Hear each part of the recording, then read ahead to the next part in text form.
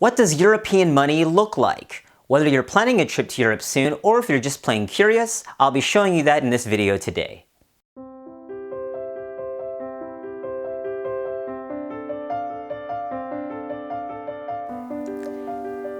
Good morning, fellow primates. I wanted to say a quick thank you to all the viewers and subscribers out there who've taken any kind of interest in the videos I'm making. I enjoy filming my travels and passing along any wisdom I've learned along the way to the community who've taught me so much. Thank you, YouTube. Guys, I'm making this video about Euro familiarization. European countries in the EU, they use the euro as their currency. And for tourists who are not familiar with what it looks like or how it spends, you can be taken advantage of, and I don't want that to happen to you. Some European countries, let's say they are a little bit more opportunistic than others about taking advantage of tourist ignorance about their currency. And just to make sure this doesn't happen to you, let's talk about the euro. There is a scam that I've encountered when I was in Spain and Italy recently that I've seen in the 90s, and it's still going on. Back when Italy used to use the lira, which was like several thousand lira to the dollar, it was much easier for them to get away with this scam with American tourists. The euro right now exchanges for about 1.2 euros for the dollar. But if you're not familiar with the euro, or if you're just too trusting with cashiers and people who are giving you change, it's easy to lose money without even realizing it. Okay, so the first thing I want to mention to you about currency scams is what is called the slow count. Now, what this entails is, let's say you buy something for 7 euros and you give the cashier a 10 euro bill. You're due 3 euros back, right? Well, in the States or in Canada, you might be accustomed to cashiers being honest because cash transactions are done, on a register, and tills have to be accounted for evenly at the end of the night. That's not necessarily the case in Europe. So what might happen is they might give you part of your change back and then look down as if the transaction's finished, hoping you'll walk away thinking, yeah, I got my change. They'll give you your ticket or the item you purchased and some change, right? Just a portion of it, maybe some coins, maybe a bill or two, but they will shortchange you and hope you won't notice, because either you're just a generally trusting tourist from, Japan or the United States who doesn't count their change normally. You just walk away, right? It's all good. But it's not all good. They're hoping you'll walk away, and they're looking down, rooting around in the cash register, and just to save face, if you're still standing there after a couple of seconds, then they will slowly begrudgingly give you back the rest of your change, okay? Now, I hope you understand what I'm trying to describe to you here. So yeah, they'll give you part of your change, hope you'll walk away, and if you're still there though, they will give you the rest of the change. And you see, if you catch them, hey, no harm done. Like, hey, I'll give you your change. Just wait, it's coming. I just got to, sort out my bills here and give you the rest of the change. So don't fall victim to that, guys. Count your change when you're in Europe and be familiar with the currency and how it spends, all right? There are some slight differences between euros and dollars that I will show you momentarily. So let's get right to it. Let's take a look at the money right now. Okay guys, so here is what euro currency looks like. Let's start with the big boy. This is the 100 euro bill. It's worth about 120 US dollars. And there are some counterfeiting measures on this bill. Most obvious and notable is the hologram stamp. Both the 50 and the 100 euro have it. So take a good look so you know what these bills look like, because you don't want to get past counterfeit. It's unusual, but it does happen in Europe.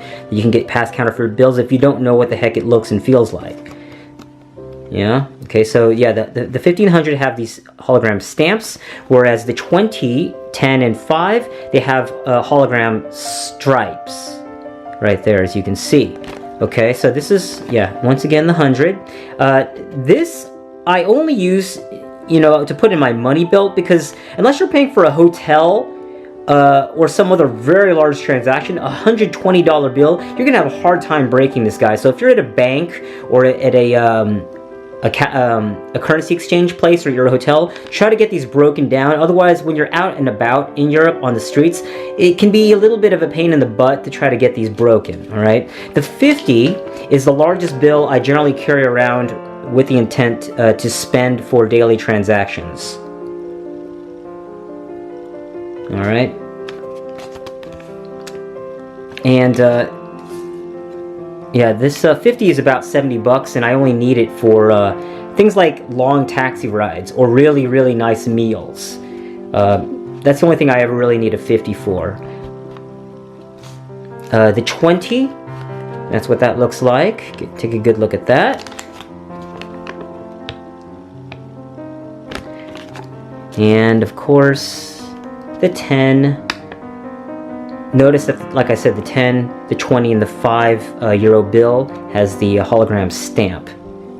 Excuse me, the hologram stripe. Okay. And then the 5. Get familiar with these bills, guys, because you don't want to get past counterfeits. It's rare, but it does happen in Europe. Okay. So on to the coins. Now this is a peculiarity. In the States, we have $2 bills, but in Europe they use 2 euro coins. It's easy to be casual with giving away these coins to you know, beggars or street musicians and other entertainers. But just remember, this is like a you know, this is like, what do you call it? Like $3.50 right here. This is $3.50 or so in my hand right here. So make sure you know what this looks like, because it looks very similar to the 1 euro coin. They don't use 1 euro bills in Europe, so these suckers can get heavy. The 1 and 2 euro coins. So get familiar with them and learn to tell the difference. The euro coins, unlike the bills, they look the same on the front but different on the back thematically, because Europe is such a diverse union of countries. They honor each country's heritage with different themes on the back of euro coins, although, like I said, the front is the same, 1 and 2 euros. So yeah, get familiar with these and try to get rid of them, because I don't like carrying around a coin purse in Europe. In the States I never do, God knows, but in Europe, you're just going to get a lot of these, and they're a pain in the butt. They want to get rid of the US dollar bill in the States, they say, but I honestly don't want $1 coins. They're just cumbersome. Okay, next up, this is the 50 cents, 20 cents. I'm missing the 10, I apologize. The 5 cents, and there's a penny, a 1 cent coin that I honestly never use. I don't even use the 5s. It's just, there's just too many coins to carry around when you're in Europe, and no self-respecting man carries around a coin purse. But in Europe, you really don't have much choice because of the 1 and 2 euro coins that are so abundant in your daily transactions. So this is the 50, like I said, the 20. I'm missing the 10 and the 5, and I'm missing the penny there.